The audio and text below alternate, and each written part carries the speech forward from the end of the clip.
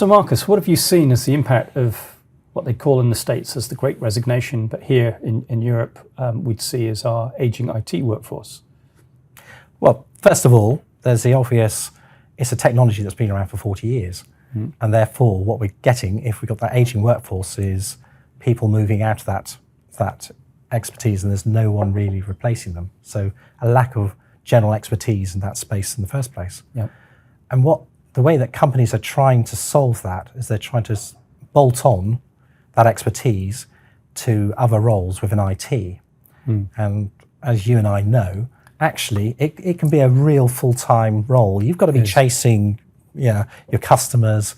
There's a whole stream of questions. There's a business process that's got to be followed, and that business process isn't followed, then mistakes happen. Mistakes happen.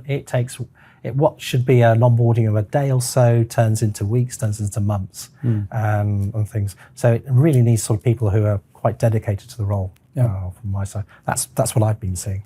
Are there any examples that you come across regularly in the B2B space? Yeah, absolutely. So what we see is a scenario where an organisation is using a third party or a van, or those in the technical world know what a van is. Value-added network. Value-added network partner or someone like that. And they have a very specific set of requirements that they want you to onboard onto their systems on. And there is a very long, convoluted conversation that goes on backwards and forwards about meeting those requirements, because it doesn't quite fit in with your business processes, or vice versa, doesn't happen to that.